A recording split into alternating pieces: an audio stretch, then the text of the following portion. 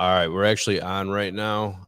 So I'm back with, we just ended, we were talking about carbon monoxide with Luis Keller from UEI, and my good friend John Ellis just walked up and he's like, what the heck?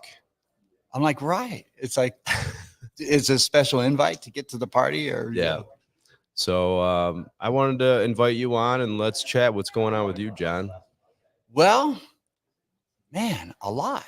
It's been quite a year, quite a whirlwind. And so what the newest thing is I've transitioned from all the different things I do to the manufacturing side. And wow, I had no idea. It's pretty amazing what goes on that end, and product development Yeah. and what all it takes to get from a conception to market. My goodness. Yep. And for those of you that don't know what John's talking about, why don't you tell them a little bit about it? Yeah, so just real quick. So I have the absolute pleasure of teaching indoor air quality for Daikin and Mann Goodman. They give me a wonderful platform. I am a business coach and field service trainer for the new flat rate, and I get to go do ride-alongs all over the country and spend time with contractors in the field, and putting on a uniform, getting in the vans. That's my background, so that's been amazing. Of course, I own my own consulting business, and that allows me to help create environments for people that are compromised, and that's very rewarding too. But fast forward, I spent the last 2 years working with the engineers over at Dust Free on product development, and that is amazing. And engineers are a whole different breed, and so, but with my experience in all that I do, and having been an HVAC contractor, and having been through NCI, and before not really knowing and using a handometer to like, hey, I've got all this testing and knowledge and tools at my disposal.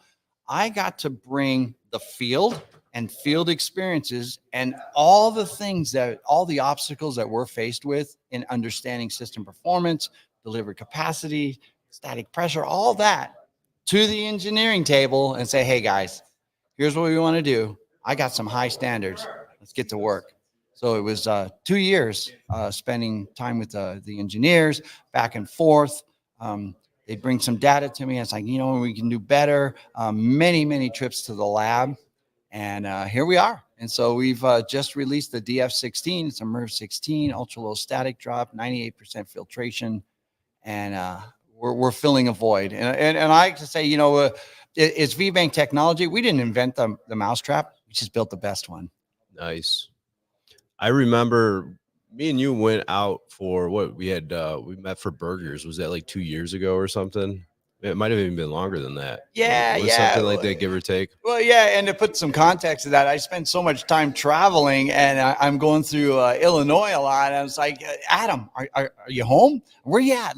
So we've had breakfast, and we've had burgers, and we've had pizza. Yeah. So yeah, but I remember, you were like, I have something I'm going to tell you about, but you can't talk about it. This is top secret, and that was the filter. Yes, that was the 16 filter. Yes. Very cool. That was I was waiting patiently for it to come out. So, or impatiently, depending on how you. Yeah, I bugged you so many times. I'm like, come on, what are you doing? Yeah, right. So, yeah, very cool. What else is going on? I know you were you actually spoke for a few minutes this morning, and you were talking about how NCI kind of changed the trajectory of your career. And I know I was introduced to NCI through you when I brought you in to do private training for my company. And actually, I hosted it for several different companies because nobody would do it. So I took a chance and I said, I'll cover it if nobody shows up. Right. And you introduced me. You're like, if you haven't taken NCI training, you need to take NCI training. And now I work for the company. Right.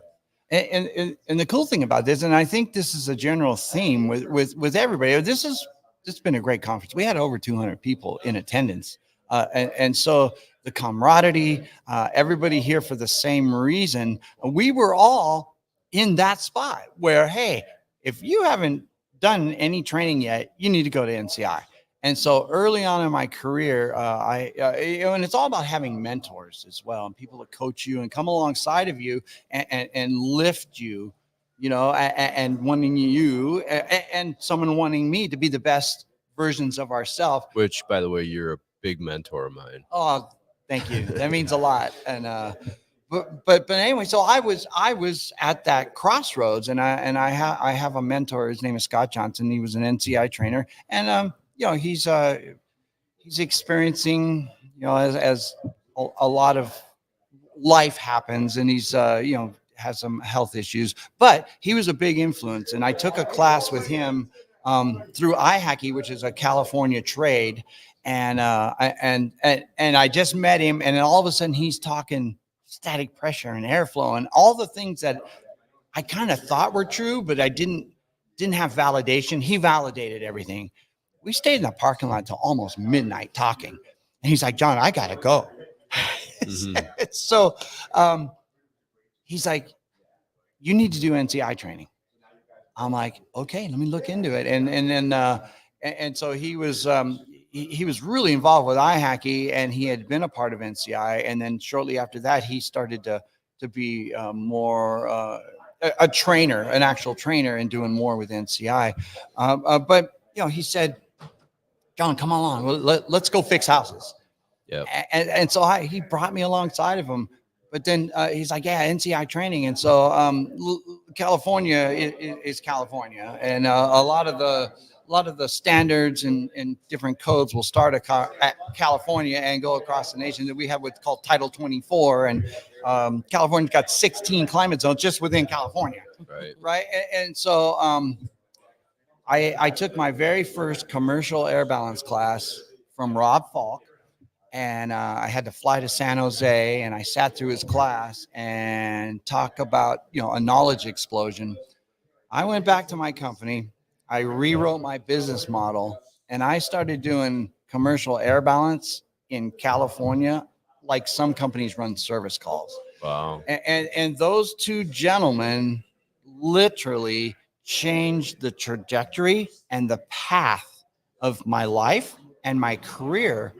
And if it wasn't for that one faithful night standing in a parking lot till midnight with Scott Johnson and him introducing me to NCI and Rob Falk and this whole community, I wouldn't be where I'm at today in my career. So it's amazing. That is awesome. And I wouldn't be where I'm at if it wasn't for meeting you and taking your class and your training, your indoor air quality training. Isn't that cool? And Yeah. And thank you. I appreciate the acknowledgement. And so just a little thing here. It's no secret that I'm known in the industry as the IAQ guy, and I worked hard to get there. There's a gentleman. His name is Anthony. He's from Canada. He's been following me, and he's followed me on the symposium and saw some of my stuff on YouTube. He heard that I was going to be speaking on a panel at this event, and he came. Wow. And again, it's not about me. It's just about our influence and that pebble in the pond and the ripple effect. Mm-hmm. And that's the reason he came to this event, because he wanted to spend time with me. And we did. We spent time. He helped me set up my booth. I mean, we just been kind of compadres, since he got here. But because he's here, he's like, yeah, he's like, "This is amazing." And like so many of us, man, I can't wait to get back. He's taking notes. I'm going to go back to my company, and I'm going to talk to and we're going to put all this to work. And I'm like, he's hooked. Yeah, that's awesome. I want to ask you, Luis, have you been able to sit through many of the classes? Or you have a booth, so you might not have. I got to sit through a couple of them yesterday. I got to sit through Mark's on CO, taking your combustion testing to the next level. And I got to actually sit in on Dustin Cole's that he had yesterday about renovations and doing all of the things, checking everything within the systems. Unfortunately, I got stopped, and fortunately, I got stopped a lot trying to get back and forth. If you're not here at the conference, there's a pretty good space between where the expo center is and where the classes are this year. But I have to tell you, those conversations and this setting has been just absolutely phenomenal. And there's so many stories, like people. I came here because I wanted to see so-and-so speak, or I've seen John pop up. I've seen you pop up. Like, I see you on the social medias, and actually getting to meet people and having those conversations. And it seems like there's a lot of similar conversations going on, and it's contractors who want to do better and they want to be better and they want to share their knowledge. And so with my background, I wasn't always in the HVAC world, and there's a couple of different people you kind of run into in the world. You run into those people that are, I want to be the smartest person in the room and I want to have all of the bucket of knowledge and I just want to hold on to that. And when you go to a conference like this, it becomes, you see that it's not like that. That people have knowledge and they want to share it, and they want to share it freely, and they want to have those conversations, because even though at the end of the day they're competitors, they could even be in the same city. They just want to elevate the game, and I think that's really important for our industry, is to just be able to keep elevating that game. Right. And that's actually a great segue, because there is a coalition, if you will, a movement in the industry, and NCI is an integral part of that, and that's better HVAC. Yep. And the mindset is we're all in this together. And not to sound cliche, but all tides lift all ships. Mhm. Well, that's exactly it. And Cole, Dustin on the stage this morning said, hey, you know what? Dragging people down doesn't do anybody any good, even your competitor. Because if the bar is so low in your market space, it doesn't do anybody any good. But if you can be that company or that guy to start raising the bar, and people see what you're doing and want to get involved, it lifts the whole industry up, not just from a camaraderie point of view, Mhm. but if we've got contractors that just don't know because they don't know, and that's okay. And so we talk about the marketplace and customer interface, and so those those numbers and talking revenue are low because nobody knows any difference, and they think, well, I got to be the low guy just to be competitive, and then everybody's the low guy and everybody's racing to get to the bottom. It's like, how about if we all race to get to the top? I like going to the top a lot more personally. Well, So, it's the view's great, right. and the company's even more fantastic. But you get what I mean? As an industry, if everybody's racing to the bottom, everybody loses, including the customer is losing. So let's go up. And the interesting thing, when you really start talking about it and you dive in, like, not only being a better contractor, like elevating that industry, you can also, like, when we were talking, we just did a little segment on the dangers of CO and combustion analysis and those type of things, right? Like, if you're not doing those things because it's going to cost too much or the customer doesn't whatever it is, you could be leaving your customer in a dangerous situation. They're leaving money on the table if things aren't running efficiently. And so really, we're also helping the homeowner if we elevate our game. Right. And it blows my mind because there's so many issues out there in residential HVAC, and then you have companies making things up to make money, right? And it's like, you don't need to make anything up. Just test and figure out what's going on with the system, and you could make money just by communicating to the customer, right? Yeah. Yeah. And you had a good point, elevate the entire industry. I brought up multiple times during the summit, a company out of, is it Akron? Out of Ohio somewhere. I can't remember the exact town or whatever, but Simpson Salute. Chad Simpson has a company, very large HVAC company, and he actually has a training center, and he trains his competitors at his training center. Yeah. And he offers his competitors training. That's amazing to be able to do that. A lot of times for so long, like different companies, like it's like an isolation type deal. Like, I don't want to talk to you. You don't talk to me. There's secrets here, Yeah. And it's nice to see people just helping each other. Yeah. Absolutely. It's an important thing. And I think, like, these events that we go to are really, really important. And it makes me a happy camper to see everybody just wanting to share their knowledge and be able. And I don't know if you guys can see behind us, but apparently Dustin, he must have heard his name and decided to run up and see what we were talking about. But I think it is important. It's important to elevate. And I have seen in a lot of areas where contractors are opening up their training centers, if they're fortunate enough to have a nice one, and invite other people in. Because again, sharing that knowledge just helps make us all better. Hey, speaking of inviting somebody in, look what the cat dragged in. He just showed up. And I mean that in the nicest way. He must have heard his name. It's a really big cat. You gotta get close to the mic. Oh. Dustin, we were just talking about the movement and kind of like, for the lack of better terms, the coalition that's going on right now, and better HVAC. And during the panel discussion, I mentioned that you said that tearing people down doesn't do anybody any good, and how with the movement of better HVAC and the collaboration among organizations where they would be traditionally islands among to themselves, and really, we're all on the island. And speak into that a little bit. Well, yeah, I mean, like, so, not just in our industry, Hey, but eat that mic. eat it every day. So yeah, so often in all walks and all industries, everyone's, you have this mission statement, and they're all trying to get to that same place, but they don't want to play together. They don't want to build together to get to it because they scared somebody else is gonna win. We all lose. Right. Like we have to play together.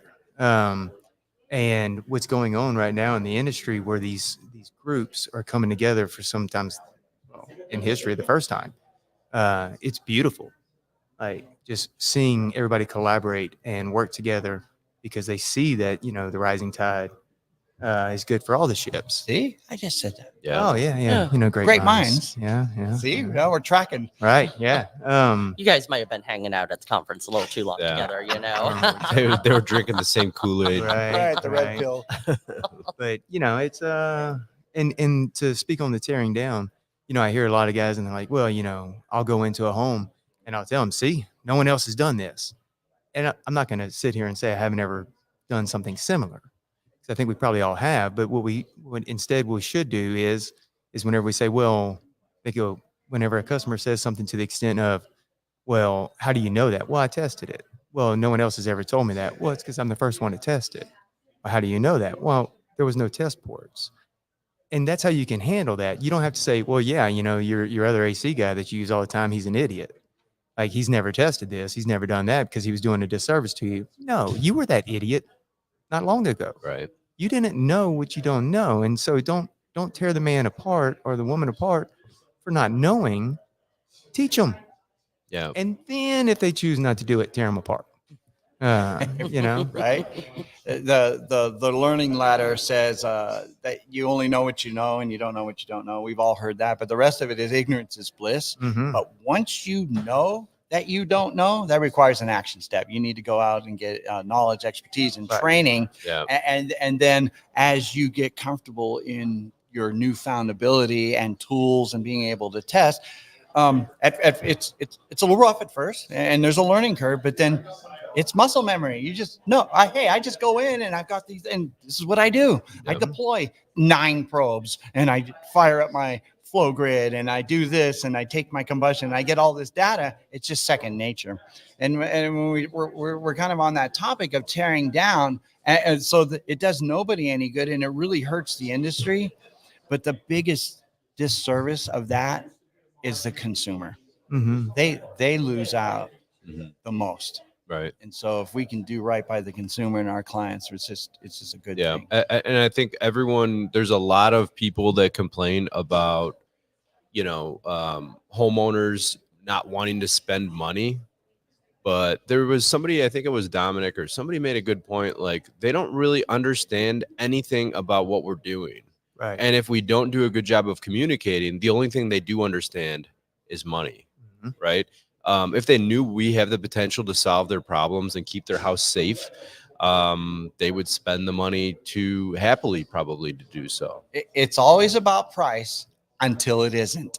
Right. Right. Right. And so you need to show that value. And in the world of sales, whatever camp you're in, as if you make it not about price and you can show that value, and the more value you show, sales resistance starts to just drop. So it's not even there because you've changed the conversation. Yeah. And there's going to be people in different financial, abilities, and so, but it's always about price until it isn't, and that's our job. Make it not about that. Yeah. Like the last thing you should be talking to anybody about is how much it costs. You should always start with the value, and you have to build that value because, like you said, they don't know what it's worth.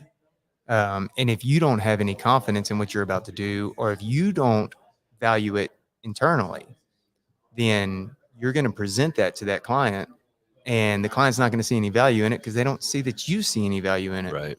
Whenever you know that performing this air upgrade took that 20 SEER system and actually made it a 20 SEER, as composed to, compared to it operating at a 10, but it rated at a 20. They don't want to buy a 20 SEER piece of equipment because it operates at a 10. They think they're getting this energy efficiency beast. So test it, deliver it, and they're going to buy on that. They know that that's valuable. 20 SEER is valuable. Sell them the value, but you have to understand it, and then you want to go provide it. Right. And then you don't sell anything. Honestly, you just provide opportunities for the client to make their life better, Yeah. and they choose them and get out of their purse. Like, you have no business. Like, Yeah. so many times, somebody who you're like, they ain't got the money to do this. Surprise, they care, We call that leave your mother in the truck. right? Yeah. You know what their situation is, and you're talking about performance and making equipment do what it's supposed to do. Early on in my career, when I got with NCI and I started really nailing this stuff down, I would talk to guys all the time, the box changers. I say, I can make my 13 SEER piece of equipment outperform your 20 SEER Mhm. all day long. Yep. Mhm. By measuring, designing, and doing it right. Yeah. And the eyebrows would raise. It's like, well, I took a 4-ton out and put a 5-ton in. It's got to be doing better. Yeah, and it is a high efficiency piece of equipment, so there's no way that what you're going to do is better than me. But your eyes start. You basically, we talked a little bit about at the conference. There's it's like the Matrix, right? You either take the blue pill or the red pill. And if you take the red pill, it opens your eyes up to what reality is when you start looking at all the measurements and the testing and that. And one of the things, the two recent partnerships that NCI has is Measure Quick and the Energy Conservatory, right? It's pretty cool, the apps that we're kind of implementing the workflows in those two apps. But when you start looking at like let's say Measure Quick on the refrigerant side, and you see what the BTU output, the capacity, the SEER, all that, it's life changing if you see it for the first time on a system that you installed, right? Yeah, absolutely. That first time you see the BTU output, when traditionally you're just sitting there looking at pressures. Yeah. So many people that still operate their entire check based off of pressure. And then you adopt superheat, subcool, stuff like that. And you're like, oh, well, it's running great. The minute you actually do a change in enthalpy, everything goes off. And you're like, how many things have I messed up in my life? Yeah. And oh my, did I think that I was right? And I'm so wrong. And it's just so many things open up. And that's one of the things I love about Measure Quick and you guys' integration with it is you're going to really get that in the hands of people so that they can take a deeper dive in a just a broader look and see more. And by just putting it on the screen, the curiosity is going to drive to better results across the industry. Yep. Adam and I, a little trivia. We both did music, and I played in a band in the 80s, and of course you played in a band in like the 90s, right? Yeah. 2000s. But I always used to say, hey, I'm an analog guy in a digital world. Mhm. And so if you move that over to what we're doing now, Right. when I first got with NCI and they started doing system performance, and I was an early adapter to that, and I got to work with Rob and doing commercial system performance too, and some pilots. But anyway, that opened up a whole world. I still have my heat max, my cool max, I got my enthalpy max, right? And I would just do the math. Mhm. And now with going from analog to digital and Measure Quick does all that for you, it's like, oh my goodness. Yeah. Because who loves math? Right. Yeah. There are some people that Well, no, love there math, are, and And you Where is mentioned, I'm not, Right. you know, you mentioned fan laws, right? As a commercial air balance technician and doing commercial exhaust hoods and different things, I lived and died by fan laws. But I put them into Excel, so I just put in my data and say, go. And to be able to predict what a fan can do, will the pulley, will the motor overamp, and it's like, no, it won't. You need to do this, and then when you're all done, you run. It's like it was magic. Yeah. Yes, That's what whenever I talk to anybody about airflow, and trying to figure out how to design a system on a retrofit basis, if you don't understand fan laws, you need to either try to take a deep dive or look at, NCI training and see how you could implement that in your business, because that changed my life. Mhm. Using fan law 2 in residential HVAC absolutely changed my life. and it crosses right over into commercial too. And not to give you a plug per se, but like the article you wrote on fan laws for Brian, like fantastic. Yeah. I've passed that around to so many people whenever they say, well, how do I know? What can I do? Adam breaks it down to where it's just so simple to understand and apply in your business in that article. So Well, and I think we live in a time though, like, right? So the equipment's changed a lot. A lot of the laws haven't changed. We have access to better tools and technology, but we also have more platforms now to educate people, mhm. right? Like even when I think about it, like 9 years ago when I came into this industry, the amount of knowledge was out there, but it wasn't easily accessible. And I think we've done a better job as being able to make it more accessible. So there's no excuses for not doing a lot of those things. Yeah. No, I mean, what once was hard is no longer. Correct. It's the abundance of information that we have. There's truly no excuse except for what you place on yourself. You are your own worst enemy whenever it comes to growth, and all it takes is just a little bit of curiosity. And I think when you get that though, like right when you start like getting a little bit and you get a little bit more knowledge, like you want that next step and you want that Mhm. next step and you want that next step. And that's why we're all here. Right. Embrace the fire hose. Exactly. Right. Exactly. Well, I think I'm gonna wrap it up. We've got about a minute left of time before this is the final podcast or stream of Summit of 2024. So we're gonna close this out. But I wanted to end on one. We were kind of talking about everyone. All the information was secretive in that, and what popped into my head was I've heard several people say this to me, that NCI has always been the best kept secret in HVAC. Right? Have you heard that? Anyone say that? Not exactly like But that. something along Because those. I've been with NCI for 17 years. I've heard several people at this conference say that to me, and my goal now with NCI is to get the secret out. Yeah. Like we're coming out, and we want to help people grow. Yeah. Your business and personally. So Preach it.